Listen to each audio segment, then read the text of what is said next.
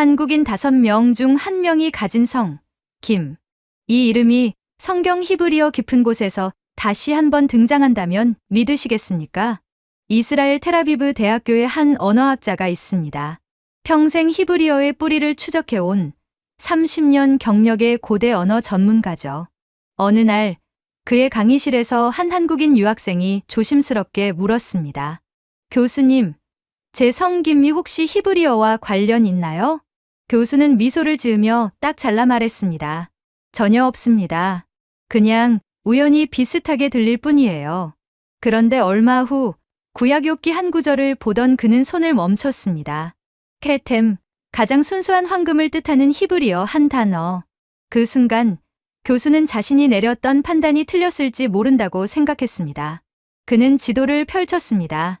예루살렘에서 중앙아시아를 지나 한반도 경주까지 이어지는 길. 그리고 그 길 끝에서 한국 인구 20%가 가진 김이라는 이름 속에 숨겨져 있던 하나의 황금 암호와 마주했습니다. 과연 그가 발견한 케템과 김의 정체는 무엇이었을까요? 잠깐 1초만 투자해서 좋아요와 구독 눌러주시면 영상 제작에 많은 도움이 돼요. 안녕하세요. 저는 이스라엘 텔아비브 대학교에서 고대 셈어, 특히 히브리어의 어원과 뿌리를 연구해 온 언어학자입니다. 제 이름은 다비드 베나제르이고요. 지난 30년 넘게 고대 근동 지역의 언어들이 어떻게 형성되고 전파되었는지를 추적하는 일을 해왔습니다. 오늘 여러분께 들려드릴 이야기는 사실 제 자신조차도 믿기 힘들었던, 하지만 결국 부정할 수 없게 된 하나의 발견에 관한 것입니다. 몇 해 전, 정확히는 2018년 가을 학기였던 것으로 기억합니다. 제 강의실에는 항상 전 세계에서 온 학생들이 앉아 있었는데요.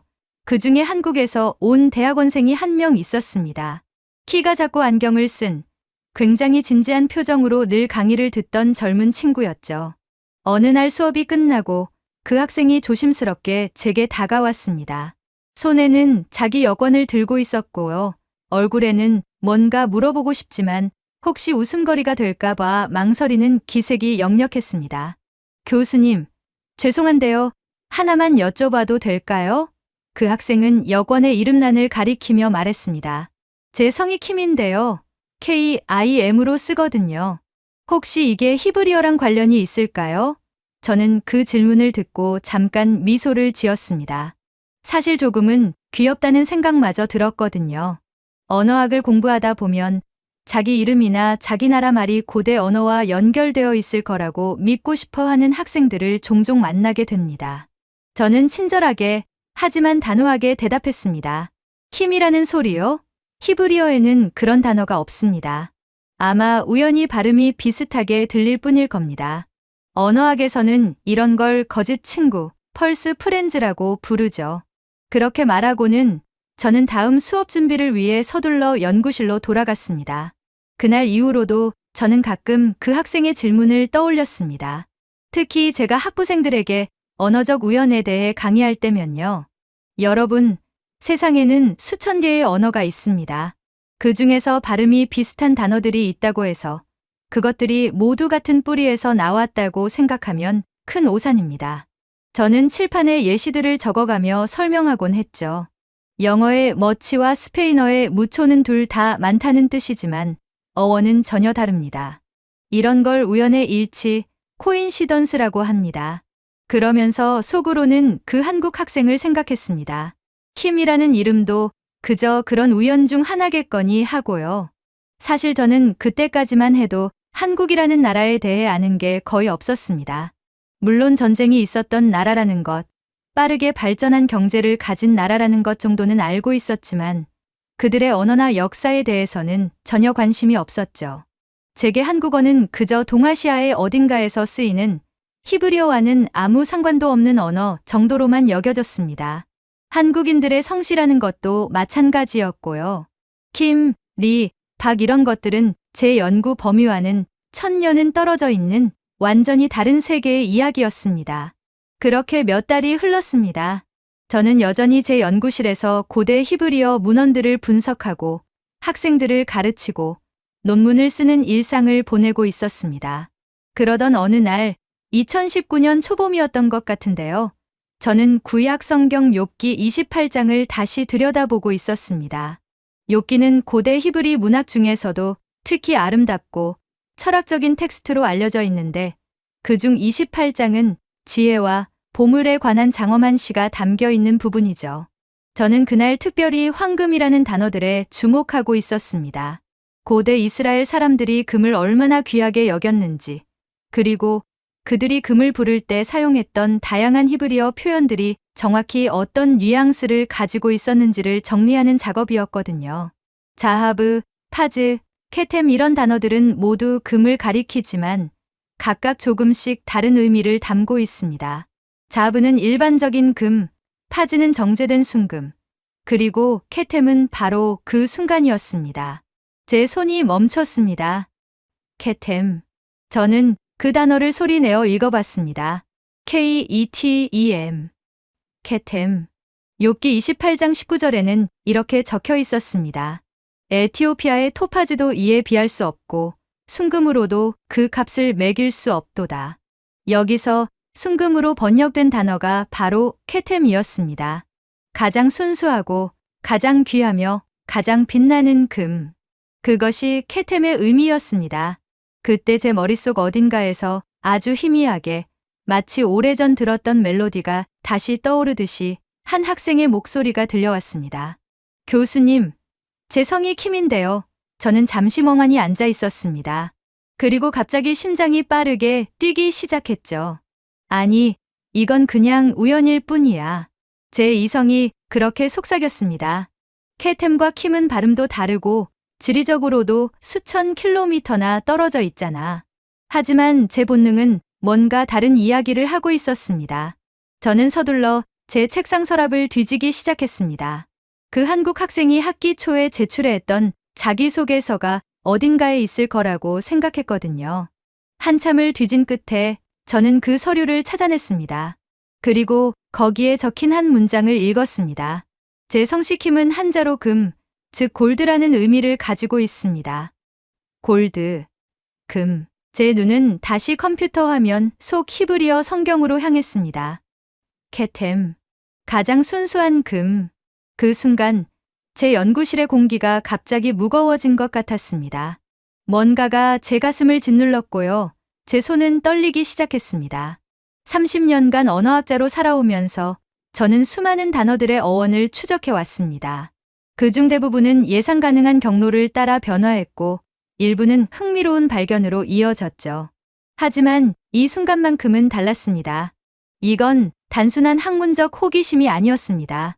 이건 마치 오래전 잃어버린 무언가를 우연히 다시 발견한 것 같은 그런 이상한 전율이었습니다. 저는 책상에서 일어나 창문 쪽으로 걸어갔습니다. 텔아비브의 저녁 하늘이 붉게 물들고 있었고요. 멀리 지중해의 물결이 보였습니다. 제 머릿속에서는 수많은 질문들이 폭풍처럼 몰아치고 있었습니다. 혹시 정말로? 혹시 이 둘 사이에 어떤 연결고리가 있는 건 아닐까? 아니면 제가 지금 그냥 하고 싶은 대로 끼워 맞추고 있는 건가? 학자로서의 냉정함과 한 인간으로서의 흥분이 제 안에서 충돌하고 있었습니다. 그날 밤 저는 집에 돌아가지 않고 연구실에 남았습니다. 커피를 여러 잔 마시며 컴퓨터 앞에 앉아 킨이라는 성씨에 대해 검색하기 시작했습니다.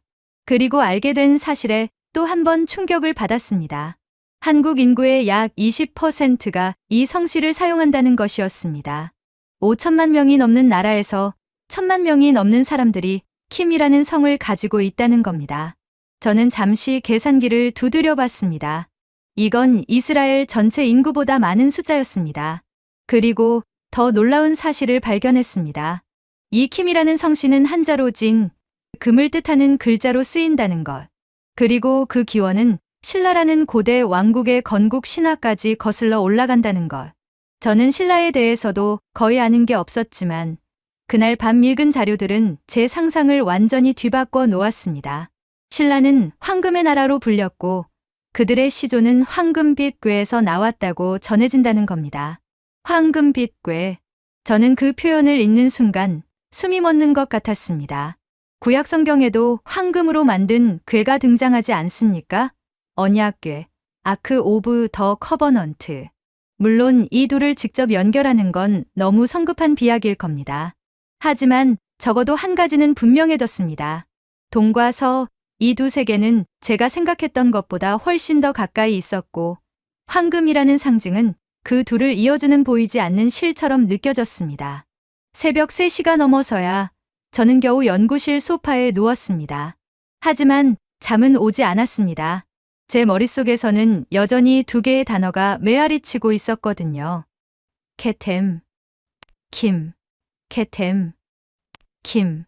마치 오래전 헤어진 쌍둥이가 서로를 부르는 것 같은 그런 이상한 울림이었습니다.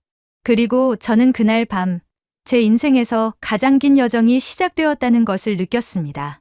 이건 단순히 두 단어의 유사성을 확인하는 작업이 아니었습니다.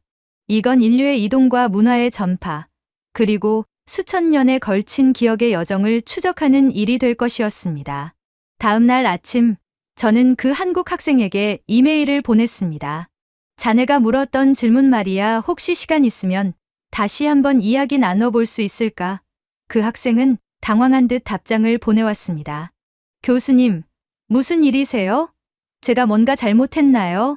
저는 미소를 지으며 답했습니다. 아니야. 잘못한 게 아니라 자네가 아주 좋은 질문을 했던 거야. 아주 좋은 질문을 말이지. 그 학생과 다시 만난 건 며칠 후였습니다.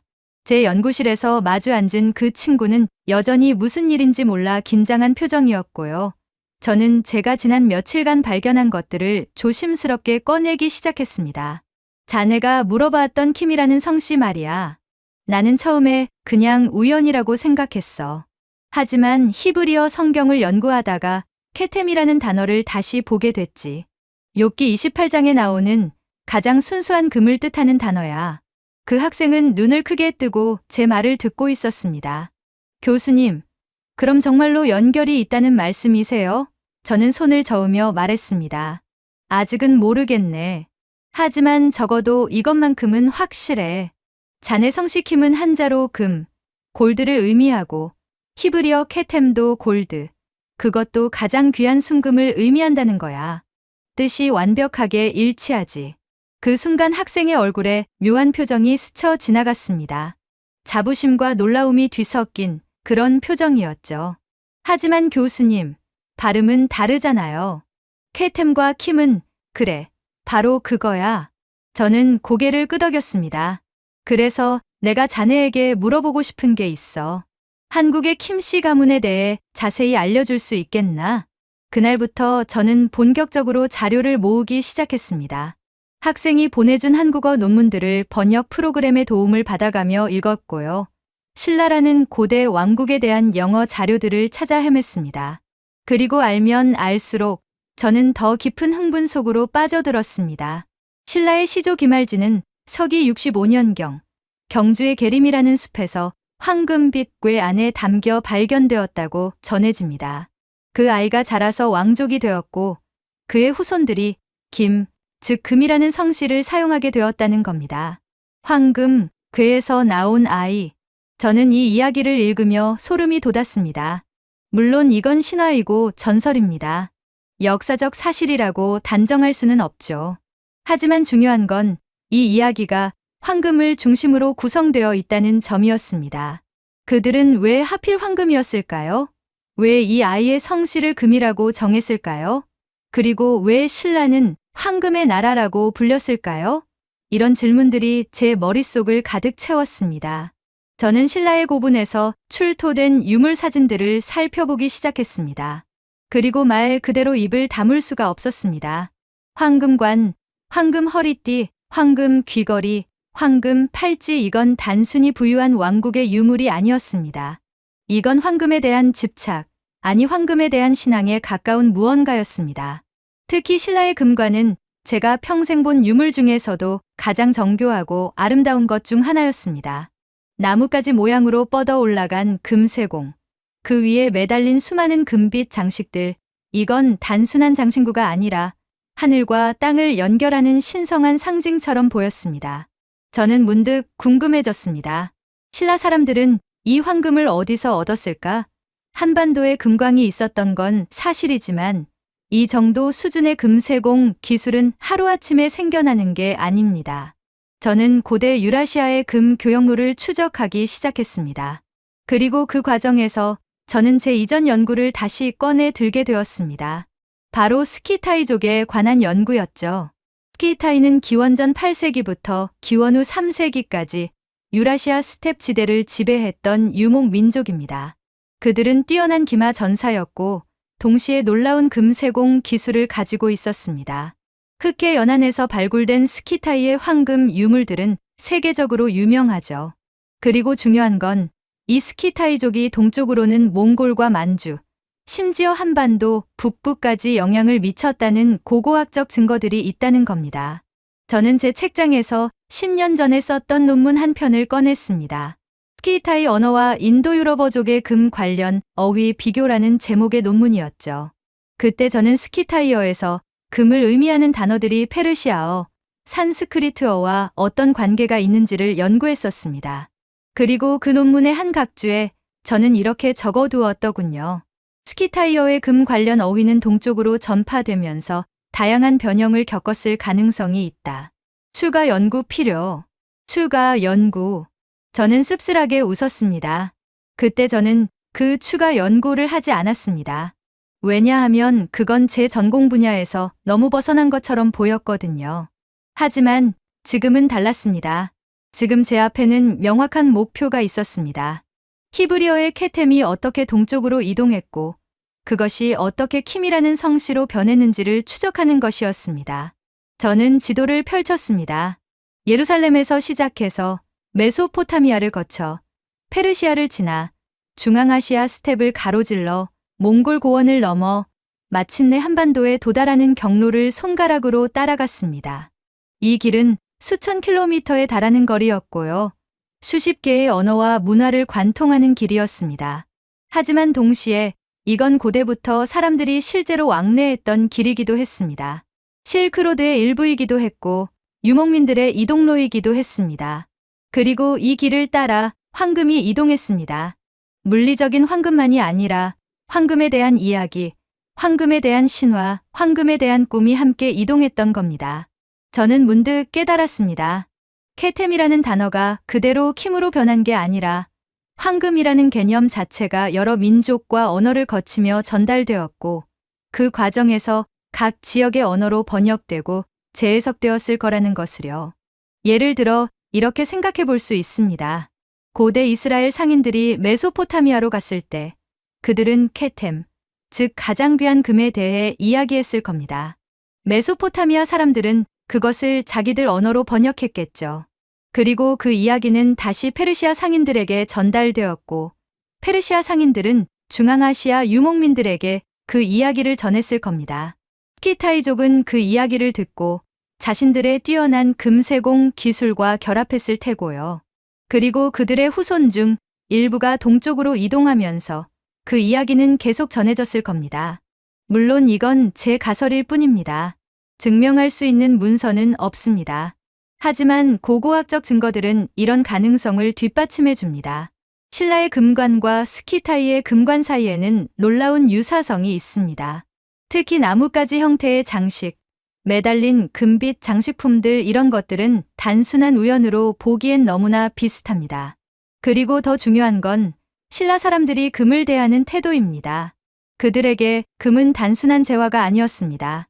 그건 신성함의 상징이었고 왕권의 정당성을 입증하는 증거였으며 하늘과 인간을 연결하는 매개체였습니다. 저는 문득 욥기 28장의 다른 구절이 떠올랐습니다.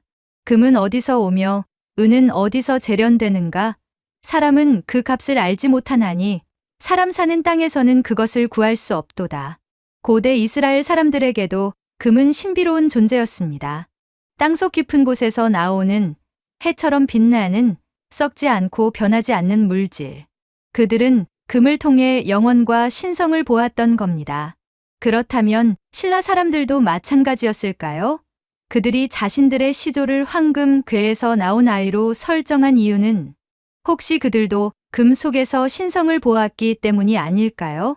그리고 그 신성함에 대한 관념은 혹시 서쪽에서 전해진 오래된 이야기들과 연결되어 있는 건 아닐까요? 저는 이런 생각들이 제 머릿속을 가득 채우는 것을 느꼈습니다. 며칠 후 저는 또 다른 흥미로운 사실을 발견했습니다. 한국의 다른 성씨들도 조사해보니 김씨만큼 많지는 않지만 금과 관련된 성씨들이 더 있더군요. 그리고 신라뿐만 아니라 고구려, 백제 같은 다른 고대 왕국들도 금을 매우 중요하게 여겼다는 기록들이 있었습니다. 이건 단지 한 왕국의 특징이 아니라 한반도 전체의 문화적 특성이었던 겁니다. 저는 제 한국인 학생에게 다시 물었습니다. 자네 가족은 어느 지역 출신인가? 경상도요, 교수님. 정확히는 경주 근처입니다. 경주? 그게 신라의 수도였던 곳 아닌가? 네, 맞습니다. 그 순간 저는 전율을 느꼈습니다. 제 눈앞에 앉아있는 이 젊은 학생은 1500년 전 황금의 나라에서 살았던 사람들의 직계 후손일지도 모른다는 생각이 들었거든요.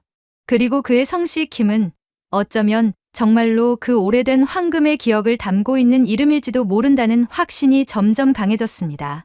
교수님, 그럼 저희 조상들이 정말로 중동이나 중앙아시아에서 왔다는 말씀이세요? 학생이 조심스럽게 물었습니다. 저는 고개를 저었습니다. 그렇게 단순하게 말할 수는 없어. 하지만 적어도 이것만큼은 말할 수 있지. 자네 조상들이 가지고 있던 황금에 대한 관념, 황금을 신성시하는 문화는 단지 한반도에서만 자생적으로 생겨난 게 아닐 수 있다는 거야. 그건 유라시아 대륙을 가로지르는 오래된 문화적 교류의 결과일 수 있어. 저는 창밖을 바라보며 말을 이었습니다. 자네도 알다시피 언어와 문화는 사람들과 함께 이동하지. 그리고 황금처럼 귀한 것에 대한 이야기는 특히 빠르게 퍼져나가. 어쩌면 케템이라는 단어 자체가 전해진 건 아니더라도 케템이 상징하던 그 무언가, 즉 가장 순수하고 귀한 황금에 대한 개념은 분명히 전해졌을 거야.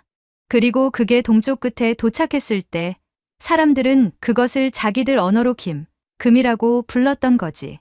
그날 저녁 저는 혼자 연구실에 남아 깊은 생각에 잠겼습니다. 언어학자로서 30년을 살아오면서 저는 항상 냉정하고 객관적이려고 노력했습니다. 증거가 없는 주장은 하지 않으려 했고 감정에 휘둘리지 않으려 했죠. 하지만 이번만큼은 달랐습니다. 이번만큼은 제 가슴이 제 머리보다 앞서가고 있었습니다. 그리고 이상하게도 저는 그게 나쁘지 않다고 느꼈습니다. 그로부터 몇 주 후 저는 중대한 결심을 했습니다. 직접 한국에 가보기로 한 겁니다. 책과 논문으로만 연구하는 것에는 한계가 있었거든요. 저는 제 눈으로 신라의 유물들을 보고 싶었고 경주의 계림이라는 숲에 서보고 싶었습니다. 그곳에서 무엇을 느낄 수 있을지는 몰랐지만 적어도 제 연구에 어떤 방향성을 줄 수 있을 거라고 믿었습니다. 2019년 여름, 저는 처음으로 인천공항에 도착했습니다. 비행기에서 내리자마자 느껴진 습한 공기, 한글로 가득한 표지판들, 그리고 제 주변을 지나가는 수많은 한국 사람들 저는 이상한 기분이 들었습니다. 이들 중 얼마나 많은 사람이 김씨일까? 그리고 그들은 자신의 성씨가 가진 이 깊은 역사에 대해 얼마나 알고 있을까? 공항 안내 방송에서도 김아무개 고객님이라는 소리가 끊임없이 들려왔습니다. 저는 미소를 지었습니다. 제게는 이제 그 흔한 이름이 전혀 흔하게 들리지 않았거든요. 서울에서 하룻밤을 보낸 후 저는 고속 열차를 타고 경주로 향했습니다. 차 창밖으로 스쳐 지나가는 한국의 풍경들을 보면서 저는 계속해서 생각에 잠겼습니다. 이 땅에 처음 황금의 이야기가 전해졌을 때 사람들은 어떤 반응을 보였을까? 그들은 그 이야기를 듣고 자신들만의 황금 문화를 만들어냈을까? 아니면 이미 그들에게도 황금에 대한 독자적인 숭배가 있었고 서쪽에서 온 이야기는 그것을 더욱 강화시킨 걸까? 경주역에 도착했을 때는 오후 2시쯤이었습니다. 제 한국인 학생이 마중을 나와 있었고요. 그는 자기 고향을 자랑스럽게 소개해주겠다며 들뜬 표정이었습니다. 교수님, 먼저 국립경주박물관에 가보시죠. 거기 신라 금관이 전시되어 있어요. 저는 고개를 끄덕였습니다. 사실 박물관에 가기 전에 계림을 먼저 보고 싶었지만 학생이 짜준 일정을 따르기로 했습니다. 박물관에 들어서는 순간 저는 말 그대로 숨이 멎는 것 같았습니다. 유리 케이스 안에 전시된 신라의 금관은 사진으로 보던 것과는 차원이 달랐습니다. 실제로 보니 그 정교함과 아름다움이 상상을 초월했거든요. 금으로 만든 나뭇가지들이 위로 뻗어 올라가 있고 그 사이사이에 금빛 나무집들이 매달려 있었습니다. 그리고 금관 전체에서 뿜어져 나오는 빛은 마치 살아있는 것처럼 느껴졌습니다. 저는 한참 동안 그 앞에 서서 움직이지 못했습니다. 옆에 있던 학생이 조용히 설명해 주었습니다. 교수님, 저 금관은 천마총에서 나온 거예요. 5세기에서 6세기 사이에 만들어진 것으로 추정되고요. 저 나뭇가지 모양은 생명나무를 상징한다고 해요. 하늘과 땅을 연결하는 저는 학생의 말을 듣다가 갑자기 가슴이 뛰기 시작했습니다. 생명나무, 하늘과 땅의 연결. 이건 구약 성경에도 나오는 개념이 아닙니까? 에덴 동산의 생명나무, 성막의 금등잔대, 솔로몬 성전의 장식들, 이 모든 것에서 나무와 금의 결합은 신성함을 상징했습니다. 그리고 지금 제 눈앞에 있는 신라의 금관도 똑같은 상징을 담고 있었던 겁니다. 이건 우연일까요? 아니면 정말로 어떤 문화적 연결고리가 있었던 걸까요? 저는 더 이상 확신할 수 없었습니다. 객관적인 학자로서의 제 이성은 우연이야, 인류 보편적인 상징이야 라고 말했지만 제 본능은 아니야, 이건 연결되어 있어 라고 외치고 있었습니다. 박물관을 나와서 우리는 계림으로 향했습니다. 경주 시내 한복판에 있는 작은 숲이었습니다. 생각보다 훨씬 작았고요. 주변은 평범한 주택가였습니다. 하지만 숲 안으로 들어서는 순간 묘한 고요함이 느껴졌습니다. 큰 나무들이 하늘을 가리고 있었고 바람에 나무집들이 부드럽게 흔들리고 있었습니다. 저는 천천히 숲 안쪽으로 걸어 들어갔습니다. 교수님, 저기 보이시죠? 학생이 작은 표지판을 가리켰습니다. 저기가 김할지가 발견되었다는 자리예요. 물론 지금은 아무것도 없지만요. 저는 그 자리에 서서 주변을 둘러보았습니다. 1500년 전 이곳에 황금빛 궤가 놓여 있었다는 겁니다. 밤중에 이 숲에서 빛이 났고 사람들이 달려와서 궤를 열어보니 한 아이가 들어 있었다고 합니다. 그 아이의 이름을 알지, 알은 알, 지는 아이를 뜻한다고 하더군요. 황금알에서 나온 아이. 저는 눈을 감았습니다. 그리고 제 상상력을 최대한 발휘해 보았습니다. 만약 정말로 서쪽에서 온 사람들이 있었다면 중동이나 중앙아시아에서 온 상인들 혹은 유목민들이 이 땅까지 왔다면 그들은 황금에 대한 이야기를 가지고 왔을 겁니다. 케템, 가장 순수한 금에 대한 전설을요. 그리고 그 이야기는 이곳 사람들의 마음에 깊이 새겨졌을 겁니다. 시간이 흐르면서 그 이야기는 이 땅의 신화와 결합했고 결국 김할지의 전설로 재탄생했을지도 모릅니다. 물론 이건 증명할 수 없는 상상입니다.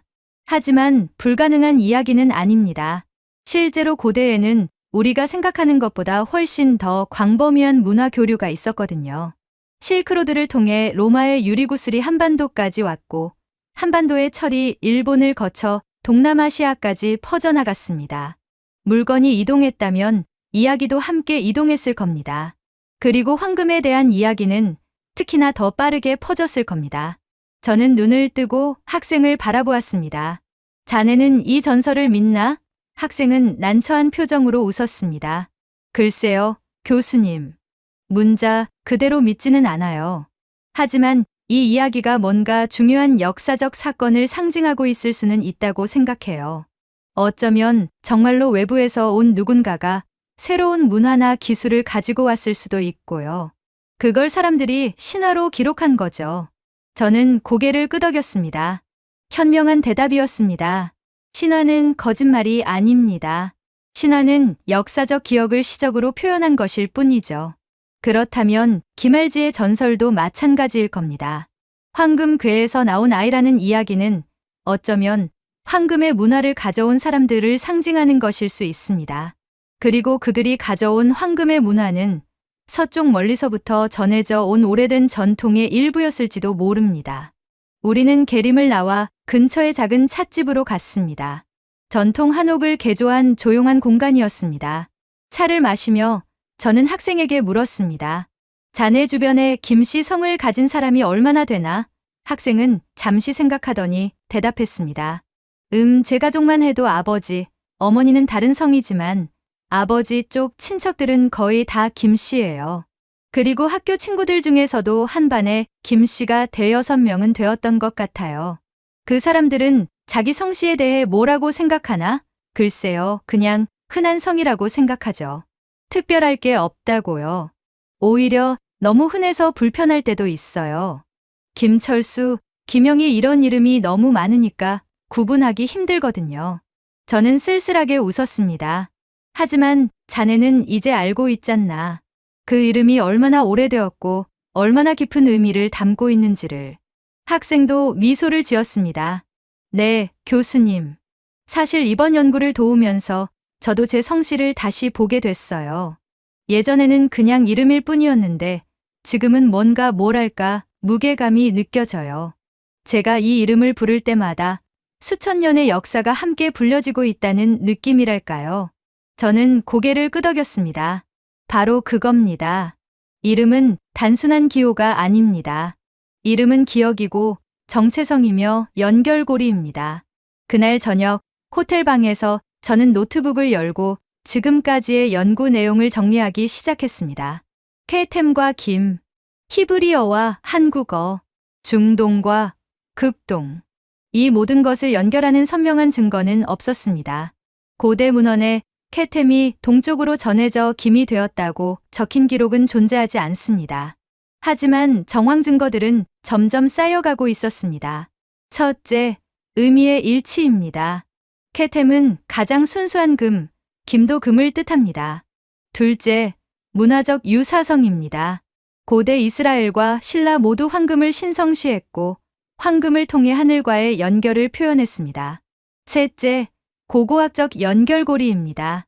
스키타이라는 중간 매개를 통해 중동의 금세공 기술과 동아시아의 금세공 기술 사이에 유사성이 발견됩니다. 넷째, 그리고 가장 중요한 것, 이름의 지속성입니다. 한국 인구의 20%가 1500년이 넘도록 금이라는 성씨를 유지하고 있다는 사실 자체가 이 이름이 가진 특별한 의미를 증명합니다. 저는 키보드 위에서 손을 멈추고 창밖을 바라보았습니다. 경주의 밤하늘에는 별들이 총총히 빛나고 있었습니다. 그 별들은 1500년 전에도 3000년 전에도 똑같이 빛나고 있었을 겁니다.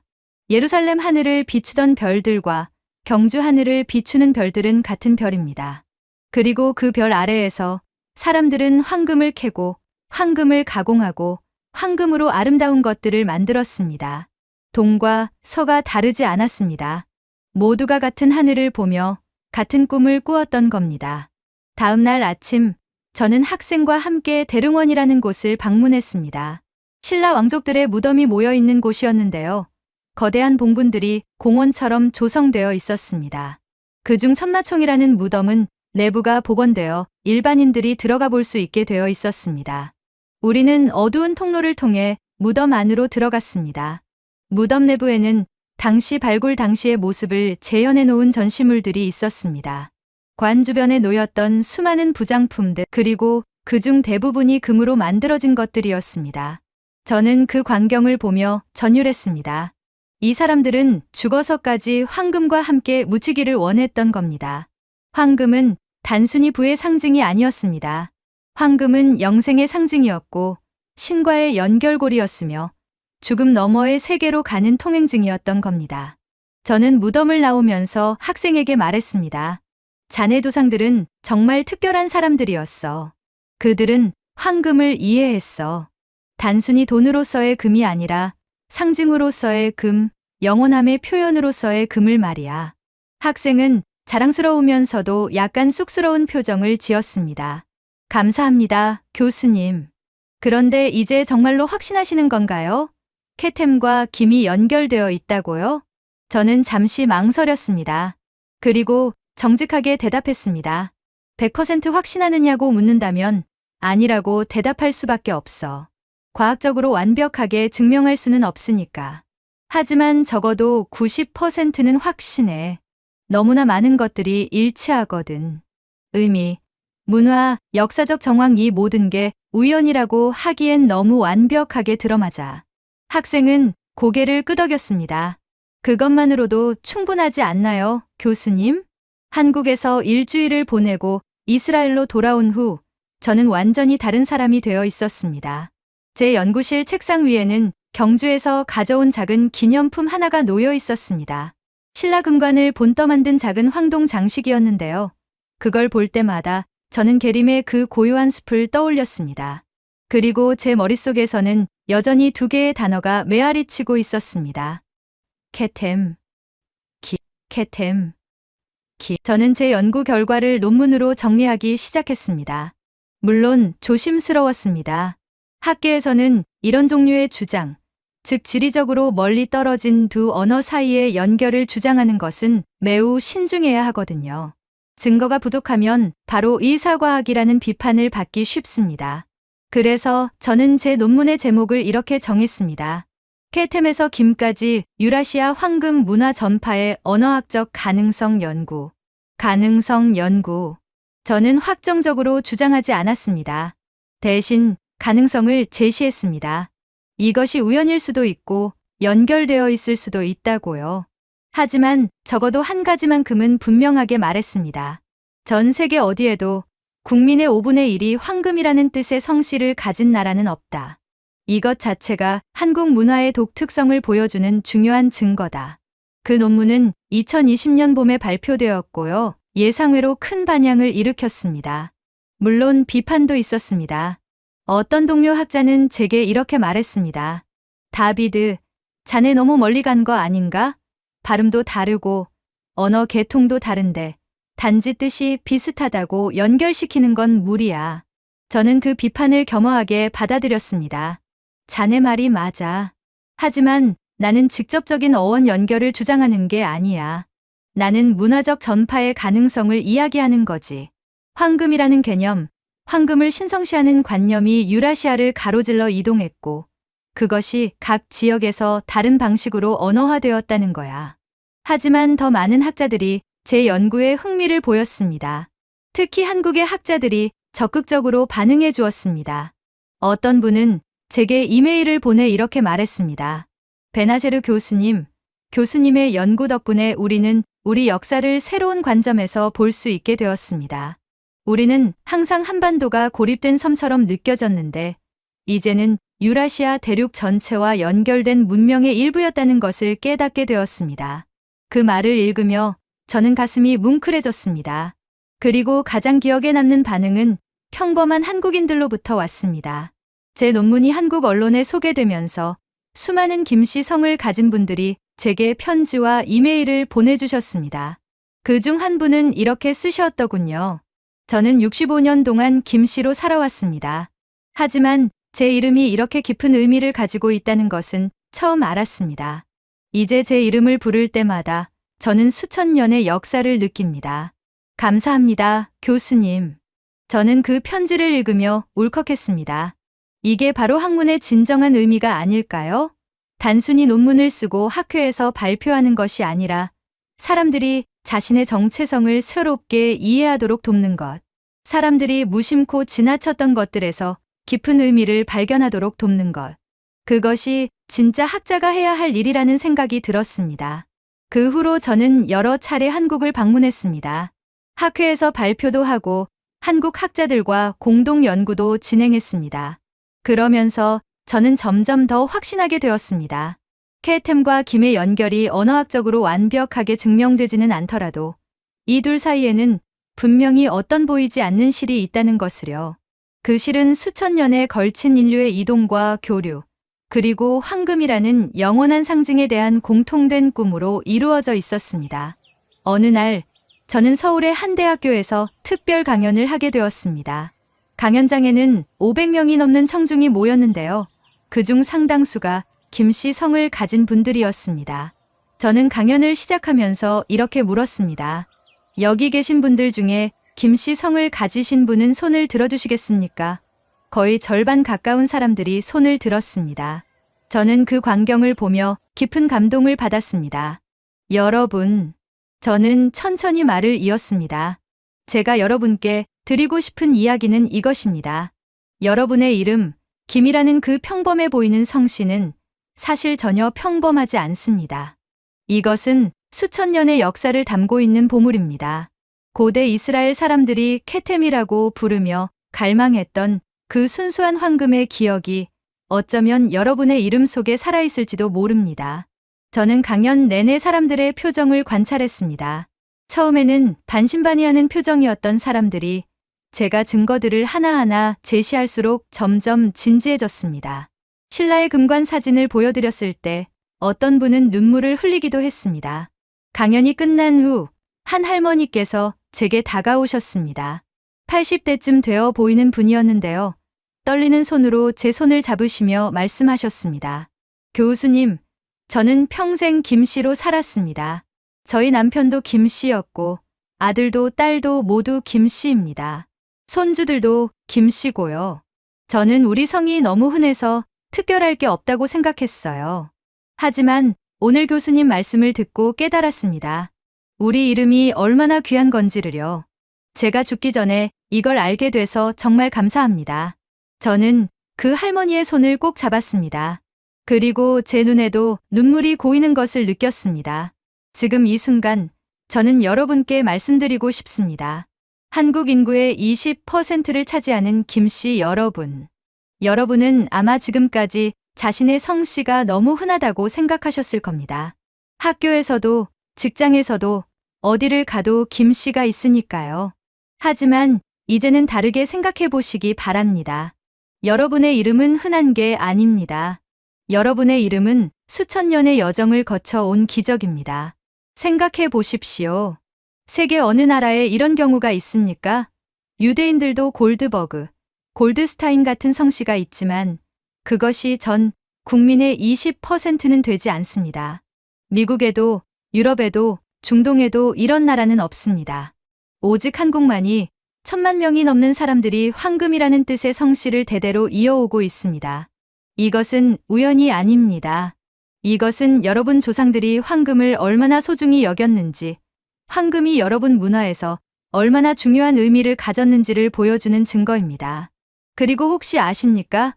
여러분이 무심코 부르는 김 선생님, 김 과장님, 김 사장님, 이 모든 호칭 속에 담긴 울림이 어떤 것인지를, 그것은 단순히 사람을 부르는 소리가 아닙니다. 그것은 황금처럼 귀한 분을 부르는 소리입니다. 고대 이스라엘 사람들이 케템이라고 부르며 손에 쥐고 싶어 했던 그 가장 순수하고 빛나는 보물의 이름을 부르는 소리입니다. 물론 저는 학자입니다. 저는 여전히 조심스럽습니다. 케템과 김이 직접적으로 언어학적 어원을 공유한다고 100% 단정할 수는 없습니다.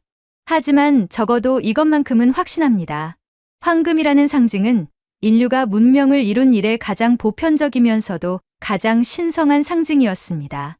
그리고 그 상징이 유라시아 대륙을 가로질러 이동했고 동쪽 끝 한반도에 도착했을 때 그곳 사람들은 그것을 자신들의 이름으로 삼았습니다. 이스라엘은 한때 성전의 황금을 잃었습니다.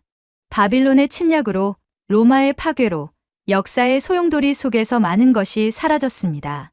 하지만 동쪽 어딘가에서는 사람들이 그 황금을 이름으로 간직했습니다. 매일 아침 자식을 부를 때, 친구를 부를 때, 동료를 부를 때 그들은 황금이라는 이름을 불렀습니다. 그렇게 1500년이 흘렀습니다. 왕조가 바뀌고 전쟁이 일어나고 나라의 경계가 바뀌어도 그 이름만은 사라지지 않았습니다. 저는 가끔 생각합니다. 만약 3000년 전 예루살렘에서 케템이라는 단어를 입에 담았던 그 사람이 지금 서울의 거리를 걷는다면 어떨까? 그가 사람들이 김 선생님, 김 사장님 하고 부르는 소리를 듣는다면 어쩌면 그는 깜짝 놀랄지도 모릅니다. 저게 바로 케템이야. 저 사람들은 황금의 이름을 부르고 있어. 하고 말이죠. 물론 이것은 제 상상일 뿐입니다. 하지만 아름다운 상상 아닙니까? 여러분, 제가 이 긴 이야기를 통해 전하고 싶었던 메시지는 간단합니다. 여러분의 이름을 소중히 여기십시오. 그것이 아무리 흔해 보여도 그 안에는 수천 년의 역사와 문화가 담겨 있습니다. 여러분이 김씨든 이씨든 박씨든 최씨든 모든 이름에는 이야기가 있습니다. 그리고 그 이야기는 여러분이 생각하는 것보다 훨씬 더 멀리, 훨씬 더 깊이 뻗어 있습니다. 저는 이제 66살입니다. 제 인생에서 가장 흥미진진했던 연구가 무엇이냐고 묻는다면 저는 주저없이 이것이라고 답할 것입니다. 캣템과 김의 연결을 추적했던 이 여정 말입니다. 이것은 단순한 언어학 연구가 아니었습니다. 이것은 인류의 꿈을 따라가는 여행이었고 시간과 공간을 넘어선 문화의 대화를 목격하는 경험이었으며 무엇보다 저 자신의 편견과 한계를 깨뜨리는 과정이었습니다. 그 한국 유학생이 처음 제게 질문을 던졌을 때 저는 웃으며 거절했습니다. 킴과 히브리어는 관련 없어요. 하지만 지금 제가 그 학생을 다시 만난다면 저는 이렇게 말할 겁니다. 자네가 옳았어. 적어도 자네는 질문할 용기가 있었어. 그리고 그 질문이 저를 여기까지 이끌었지. 고맙네. 실제로 그 학생은 지금 한국의 한 대학교에서 교수가 되어 언어학을 가르치고 있습니다. 그리고 그는 자기 학생들에게 이렇게 말한다고 합니다. 절대로 당연한 것이라고 여기지 마라. 모든 것에는 이유가 있고 모든 것에는 이야기가 있다. 제가 이 영상의 마지막에 여러분께 남기고 싶은 한 문장은 이것입니다. 한국인 20%의 성씨, 김. 그것은 단순히 흔한 이름이 아닙니다. 그것은 유라시아 대륙을 가로지른 황금의 꿈이며 수천 년을 견뎌온 문화의 화석이고 무엇보다 여러분 한 사람 한 사람이 태어날 때부터 받은 가장 아름다운 선물입니다. 여러분은 이미 황금입니다. 여러분의 이름이 그렇게 말하고 있습니다. 감사합니다. 이 이야기를 들어주셔서 정말 감사합니다. 그리고 모든 김씨 여러분, 여러분의 이름을 자랑스럽게 여기시기 바랍니다. 캣템의 후예로서 황금의 자손으로서 말입니다. 오늘 사연은 여기까지입니다. 오늘 사연이 마음에 드셨다면 좋아요, 구독 꼭 눌러주세요. 다음에 더 감동적인 사연으로 여러분을 찾아뵙겠습니다. 시청해주셔서 감사합니다.